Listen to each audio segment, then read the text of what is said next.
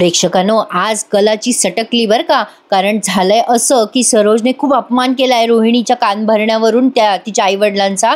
सुरुवातीला आपण बघतोय कला तुळशीला हळदी कुंकू वाहायला येते पूजेला सुरुवात करण्यापूर्वी. कलाचे बाबा पार्किंग मध्ये काम करताय हे कला बघते आणि एक माणूस कलाच्या बाबांचा अपमान करत असतो. ए बाजूला हो, जरा धक्का लागला की येशील पैसे मागायला, चल हो बाजूला. कलाच्या बाबांना ते फार कसं तरी होत असतं. ते त्या माणसाला उत्तर देत असतात. तेव्हा कला पूजा करताना त्यांना बघते आणि आता त्यांच्या जवळ जाते आणि म्हणते, बाबा अहो तुम्ही इथे काय करताय? इथे तुम्ही थांबायची काहीच गरज नाहीये, चला बरं आतमध्ये. कलाचे बाबा म्हणतात, अरे बाळा आपल्या घरचं काम आहे, पोरीच्या घरी काम करायची कसली लाज आहे? आणि तसंही गरिबांनी कुठल्याच कामाला लाजू नये. तुझ्या कामाला जर काही हातभार लागला तर मला किती चांगलं वाटेल. कले तू इथं काय करू लागली? जा बरं तू घरामध्ये पूजेला.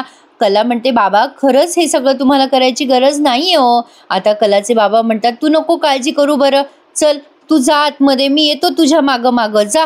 कलाला फार वाईट वाटत असतं हे सगळं बघून. कला तशी नाराज होऊन आतमध्ये निघून जाते. आता इकडे अद्वैत मात्र वेगळाच रुबाब गाजवतोय. खरं तर आज ना प्रेक्षकांनो, तुम्हाला खूप राग येणार आहे अद्वैतचा, सरोजचा आणि रोहिणीचा. तर काय झालंय ते बघत राहा शेवटपर्यंत. आता अद्वैत बडबड करत असतो आवरत असताना, या कलासोबत पूजा करण्यात मला काही इंटरेस्ट नाहीये, पण आबांना कोण सांगणार? ही खरे तिला पाहिजे तसंच करून घेते. कला त्याच्याकडे अशी रागाने बघते तिथे येऊन. अद्वैत म्हणतो, काय अशी का बघतेस माझ्याकडे? आता कला म्हणते, काही नाही, चल बाजूला हो. अद्वैत म्हणतो, असं तू बोललीस ना तेव्हा डेफिनेटली काहीतरी असतं तुझ्या मनामध्ये. कला म्हणते, हे बघ तुला मी गोड सांगते की बाजूला हो, मला आवरायचंय. आता अद्वैत म्हणतो, ठीक आहे ना मग, मी पण आवरतोय, नंतर आवर तू. आता कला चिडते आणि म्हणते, ए चांदेकर तुला मी व्यवस्थित रिक्वेस्ट करतेय, बाजूला हो, नाहीतर. आता अद्वैत घाबरतो आणि म्हणतो, बरोबर होतोय मी बाजूला. आणि आता अद्वैत चुपचाप तिथून निघून जातो. आणि आता कलाची पुन्हा एकदा त्यांनी आरास दाखवली आहे मंगळागौरीची. गुरुजी म्हणत असतात, चला लवकर पूजेला सुरुवात करायची आहे. दाम्पत्य पूजेला बसणारे कुठे गेलेत? बोलवा बरं त्यांना. रजनीताई म्हणतात, हो हो आवरतायत ती दोघे जण, बोलवते हं. तेवढ्यात कला आणि अद्वैत खालीच येत असतात. रजनीताई म्हणतात, अगं बाई आले की दोघं जण. अद्वैत आणि कला दोघांचा जोडा बघून कलाच्या आई वडिलांचं मन भरून आलंय. दोघेही जण बघतच राहतात अद्वैत कलाला. खरंच लाखात एक जोडी आहे ग बाई. आता तिथे असणाऱ्या सगळ्या बायका आहेत त्या म्हणतात, बाई नवरा बायकोची जोडी काय सुंदर दिसतीये. तेव्हा दुसऱ्या बाई म्हणतात, खरंय ग बाई, दोघंही एकमेकांना रूपाने स्वभावाने अनुरूप आहेत. सरोजला हे ऐकून खूप त्रास होत असतो. आबांना पण फार अभिमान वाटतोय. आता एक ताई म्हणतात, पैसा असलं म्हणजे सगळं काही असतं काही नाही. ही कला बघा किती गरीब आहे माहेरची, पण तिच्या चेहऱ्यावर संस्काराचं तेज आहे बरं. कलाला ते सगळं ऐकून फार भारी वाटत असतं. या तिघी चौघी बाया आहे ना प्रेक्षकांनो, त्यांना मध्ये मध्ये कॉमेंट्री करायलाच बोलवलंय आज. बघत राहा, आज फार मजा आली आहे लक्ष्मीच्या पावलांनी या मालिकेमध्ये. आता या रजनीताई म्हणतात, बस अद्वैत पूजेला. आता अद्वैत तिथे बसतोय पूजेला आणि आता बायका तिथे लगेच चर्चा करायला लागतात, गॉसिप करायला लागतात. अगं बाई ही तर बायकांची पूजा आहे, मग हा मुलगा म्हणजे हा नवरा काय करतोय या पूजेमध्ये? अद्वैत कसं काय बसला पूजेमध्ये? आता एक बाई म्हणतात, अगं बाई बघावं ते नवलच, पहिल्यांदाच बघतोय पुरुष पूजेला बसताना. एक ताई तर हसायला लागतात, अगं बाई पुरुष पूजा करणार? आता आबांनी त्या सगळ्या बायकांना छान उत्तर दिलंय. आणि प्रेक्षकांनो, आमच्याकडे सुद्धा मंगळागौरीला जोडीनेच बसतात बाय द वे. असो मग आता आबाजी म्हणतात, थांबा जरा तुम्ही सगळेजण, आमच्या घरी पुरुष पूजेला बसतात, ही आमच्या घराण्याची परंपरा आहे, आमच्या चांदेकर घराण्याची प्रथा आहे. माझ्या पणजोबांनी ही परंपरा चालू केली आहे. स्त्री ही घरची अन्नपूर्णा असते, ती घरामध्ये राबते, रांधते, घरच्यांना सांभाळते आणि त्याच घरात पुरुष पण राहतातच की. मग त्यांचं घरासाठी काही कर्तव्य असतं की नाही? आणि असं कुठं लिहिलंय की पूजा ही स्त्रियांनीच करावी म्हणून? पूजेकडे कर्मकांड म्हणून बघायचं नाही, तर पूजेकडे सुख, समाधान, मनशांती याचं हे दार आहे असं बघायला हवं. आणि मग त्या सगळ्या बायकांना आबांचं बोलणं पटतं. ते म्हणतात की हो हो आबासाहेब बरोबर बोलताय तुम्ही. आबा म्हणतात, सगळ्या गोष्टी नुसत्या हाव हाव करू नका, सगळ्या गोष्टी नीट समजून उमजून घ्या. बायकोने फक्त नवऱ्याचंच कर्तव्य करायचंय असं कुठे लिहिलंय? त्यापेक्षा दोघांनी एकमेकांसाठी झटायला हवं, म्हणजे घर आनंदी राहतं, सुख समाधानाने राहतं. सुखी समाधानी घर असलं की तेच महत्वाचं असतं. मग आता हे गुरुजी म्हणतात, प्रत्येक पूजेला पुरुष हे स्त्री सोबत बसलेलेच असतात आणि स्त्री पुरुषांच्या हाताला हात लावून मम म्हणत असते. आणि या मंगळागौरीच्या पूजेचं वैशिष्ट्य असं आहे, ही पूजा स्त्रीच्या हस्ते केली जाते आणि स्त्रीचा नवरा तिच्या हाताला हात लावून तिला आश्वस्त करतो, तिला विश्वास देतो की मी तुझ्या प्रत्येक कार्यामध्ये तुझ्या सोबत आहे, तुझी साथ देईल मी. हे दाम्पत्याच्या सुखी जीवनाचं रहस्य आहे. आता प्रेक्षकांनो, त्यांनी पूजेला सुरुवात केली आहे. ते कलाला म्हणतात, आता आपण श्री गणेशाच्या पूजनापासून सुरुवात करूयात. गुरुजी पूजा सांगत असतात तेव्हा अद्वैतने नुसतं ऐकलंय पण डोक्यात काही गेलं नाहीये त्याच्या. कलाने पूजेला सुरुवात केली आहे आणि अख्खी पूजा त्यांनी दाखवली आहे. म्हणजे आता गणेशाची पूजा होते, मग मंगळागौरीची पूजा होते, गुरुजी पूजेचे मंत्र म्हणत असतात आणि जवळपास पूजा झाल्यानंतर नैनाबाई अशा आल्ला ते ढेबरपोट घेऊन तिथे येत आहेत. ढेबरपोट यासाठी म्हणले मी कारण ती खोटी खोटी प्रेग्नंट आहे ना प्रेक्षकांनो, म्हणून तिने तिच्या पोटाला काहीतरी ओढणी का काहीतरी बांधली आहे आणि भलं मोठं 7 महिन्याचं पोट दिसतंय ते प्रेक्षकांनो. ही तर 3च महिन्याची प्रेग्नंट आहे ना. अद्वैत आणि कला दोघांनीही अगदी छान मनोभावे पूजा केली आहे. अद्वैतने कलाच्या हाताला हात लावत सगळी पूजा केली आहे. आता कलाने जे ते दागिने केलेले असतात कणकीचे, ते दागिने गुरुजी म्हणतात ते देवीला अर्पण करा. गुरुजी कलाला म्हणतात ते कणकेचे दागिने देवीला अर्पण करा आणि देवीला म्हणा की देवी देवी हे कणकेचे दागिने घे आणि मला सोन्याचे दागिने दे, असं देवीला म्हणा. आणि आता कलाने सेम टू सेम गुरुजींनी सांगितलंय तसं म्हटलंय आणि पूजा केली आहे. आता पूजा ऐकताना सगळ्यांचे चेहरे काहीसे असे असतात, काजलचा असा, रजनीताईंचा असा आणि या सरोजबाईंचा असा. गुरुजी पुढे म्हणतात, आता दोघांनी अन्नपूर्णेचे, महादेवाचे आणि महागणपतीचे स्मरण करा. आणि आता कला मनामध्ये देवाला प्रार्थना करते आणि आबाजी अंबाबाईला प्रार्थना करतात की देवी आई, समद तुझं रूप, समद तुझा वास, आमच्या घरामध्ये समधीकडे तुझाच वास आहे ग अंबाबाई. आमच्या घरामध्ये तू कलाच्या रूपानं आली आहेस, आमच्या या वास्तूमध्ये आता कायम राहा बघ. या कलाच्या रूपानं आमच्या वास्तूमध्ये कायम सुखी राहा. आमच्या समध्या चांदेकरांचं कल्याण कर.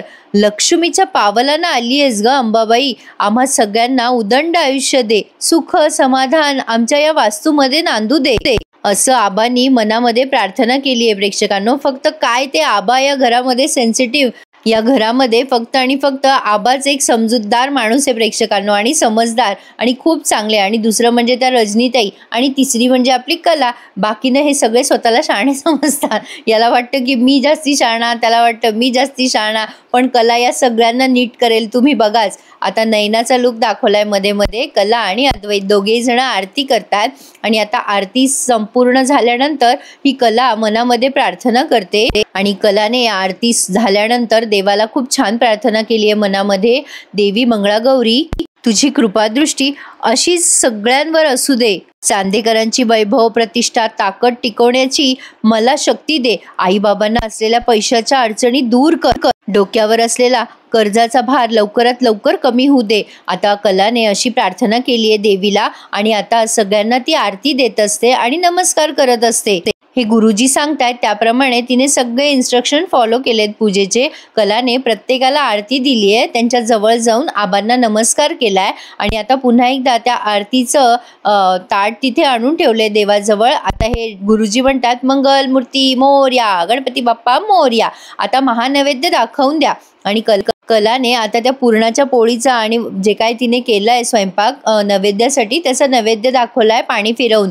गुरुजी म्हणतात अन्नपूर्णा माता की जय. आणि आता आबा म्हणतात अंबाबाईचा उदो उदो. त्यांच्यासोबत सगळेच जण म्हणतात. गुरुजी म्हणतात चला पूजा संपन्न झाली आहे, तुम्हाला जो काही देण्याघेण्याचा कार्यक्रम करायचा आहे तो तुम्ही पूर्ण करा. मी संध्याकाळी उत्तर पूजेसाठी येऊ शकणार नाही. मंत्रून ठेवलेल्या अक्षदा इथे आहेत.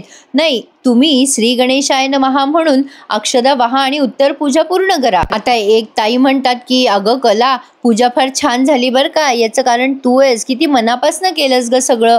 कला त्यांच्याकडे बघून धन्यवाद देते. मग आबा म्हणतात श्रीकांत, गुरुजीच्या दक्षिणेचं बघ बरं. श्रीकांत म्हणतात हो आबा, देतो मी त्यांना दक्षिणा.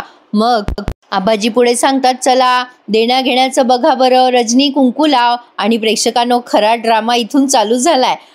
आता ही रजनीताईला सांगतात आबा, ए रजनी, अगं ते मणिमंगळसूत्र आणलंय ना विहीनबाईसाठी, ते दे बरं त्यांना. मग आता ही कला आणि अद्वैत तिच्या म्हणजे या कलाच्या आईवडिलांना हळदी कुंकू लावतात आणि ते मंगळसूत्र अद्वैत आता असा हातात देत असतो त्यांच्या. मग आबा म्हणतात, अरे अद्वैत, हे काय वाढदिवसाचं गिफ्ट आहे होय रे? अरे नीट ती परंपरा आहे, नीट कर, त्याला हळदी कुंकू लाव आणि मग दे कलाच्या आईच्या हातात. दे ग कला, तू दे बरं तुझ्या हाताने. मग आता कलाने त्या मंगळसूत्राला हळदी कुंकू लावलंय आणि त्या म्हणजे आणि तिच्या आईच्या हातामध्ये ते मंगळसूत्र दिलंय आणि मंगळसूत्र खूपच सुंदर आहे प्रेक्षकांनो. पण अद्वैत जेव्हा नमस्कार करत नाही तेव्हा कला त्याच्याकडे रागाने बघते. मग अद्वैत नमस्कार करतो त्यांना. मग आता कलाच्या आईबाबांनी त्यांना खाली बसवलंय दोघांना आणि हळद कुंकू लावून आहेर दिलाय. आता कलाच्या आईने तिला चांदीची वाटी आणि ते मंगळागौर आणली आहे त्यांनी छोटीशी. आता त्यांच्या ऐपतीप्रमाणे त्यांनी आणलंय बिचाऱ्यांनी. कला खूप खुश होते हे सगळं बघून आणि तिच्या आईवडिलांना नमस्कार करते. सगळा आहेराचा हा कार्यक्रम झालाय. आता आबाजी म्हणत असतात, पोरांनो, आता सगळ्यांच्या पाया पडा बरं. आता कला सगळ्यांच्या पाया पडायला लागते तेव्हा ही रोहिणी आहे ना, ही रिकामी उचापतीच बाई आहे बाबा, हिला काय करायचंय. ती म्हणते, रजनी, आहेर तुझ्याजवळ ठेवलाय का त्यांनी? बघू बरं काय दिले त्यांच्या मुलीला त्यांनी. आता ती ते वाटी काढते आणि तो मणी काढते आणि म्हणते, हे बघ काय आहेर दिलाय हा.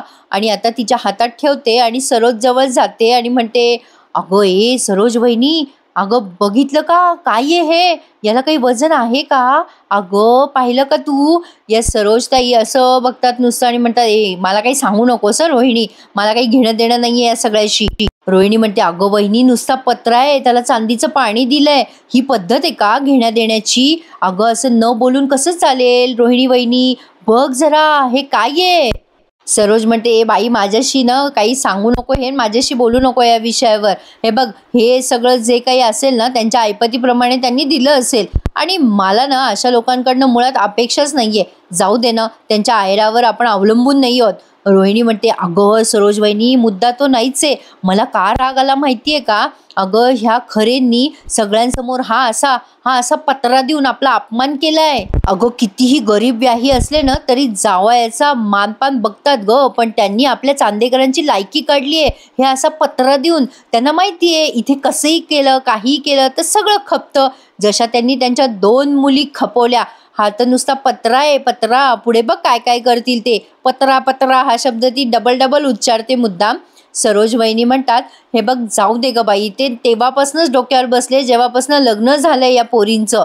मग रोहिणी म्हणते, अगं सरोज वहिनी, आपण गप्प बसतो ना म्हणून फावतंय त्यांचं.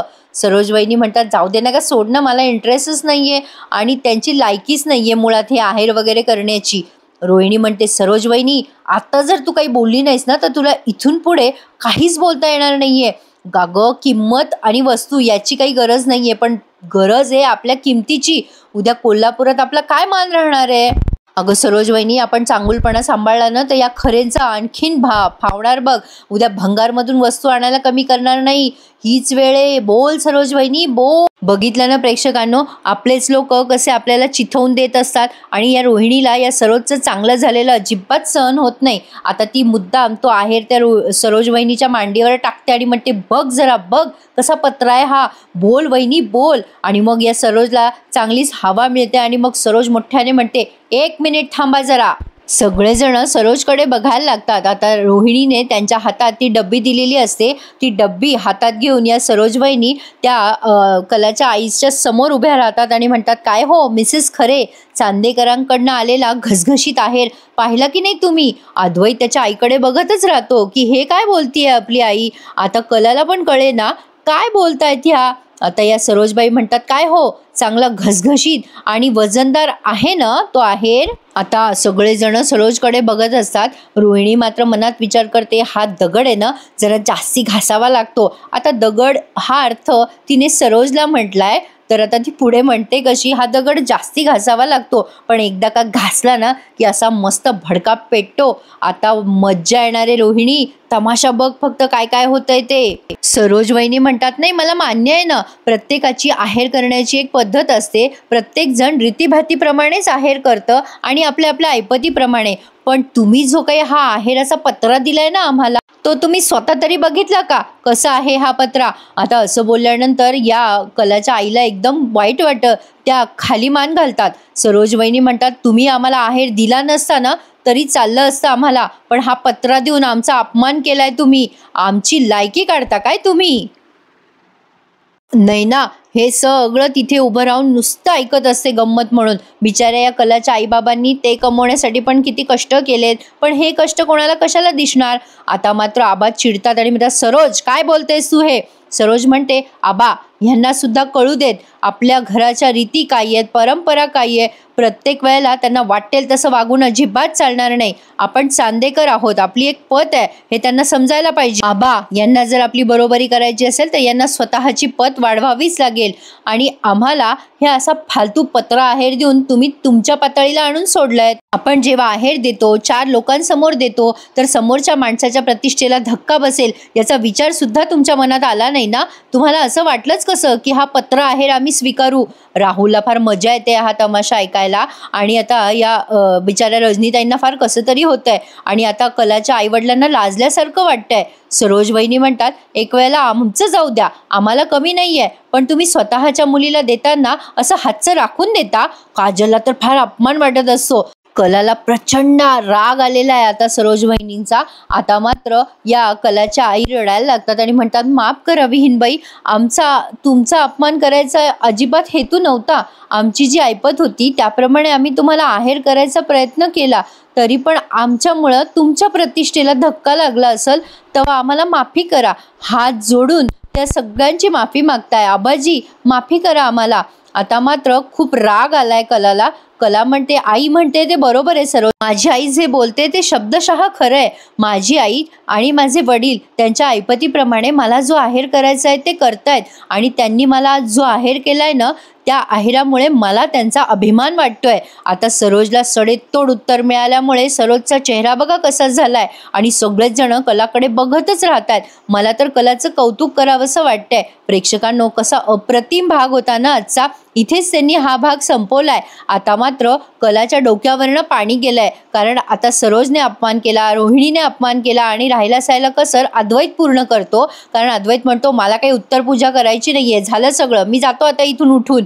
आता मात्र कला चिडते आणि म्हणते, थांब चांदेकर, तू प्रत्येक वेळेला असंच करतोस. बायको म्हणायचं तेव्हा मिरवतोस आणि मग सोयीने बाजूला करतोस. आधीच तुझ्या आईने माझ्या आई वडिलांचा अपमान केलाय आणि आता तू पण माझा अपमान करतोयस. आता मला पूजाच करायची नाहीये. असं बोलून आता कला तिथून निघून जाते आणि हा धक्का आबांना लागतोय, कारण कलाचा अपमान झालाय. त्यांना असं वाटतंय घरातल्या सुनेचा म्हणजेच अंबाबाईचा अपमान झालाय. आता ते मनाशीच बोलतायत. डॉक्टर त्यांना तपासत असतात की अद्वैत, कला, पोरांनो तुमचा संसार कधी पूर्ण होणार रे. आणि आता अद्वैत ठरवतो की आबांसाठी का होत नाही, पण खरेशी चांगलं वागायचं, नाटक करायचं. प्रेक्षकांनो, सरोजला उत्तर देईल का अद्वैत? आता पुढे काय होईल? या कलाच्या आईवडिलांचा झालेल्या अपमानाचा बदला कोण घेईल, कसं घेईल, कुठे घेईल हे बघत राहा लक्ष्मीच्या पावलांनी या मालिकेत. आजचा भाग म्हणजे फुल ऑफ ड्रामा होता. प्रेक्षकांनो, मस्त दाखवला त्यांनी. कसा वाटला मला कमेंट करून कळवा आणि तुम्हाला आवडत असेल माझ्या आवाजात रिव्ह्यू ऐकायला तर तुमच्या मित्रमंडळींना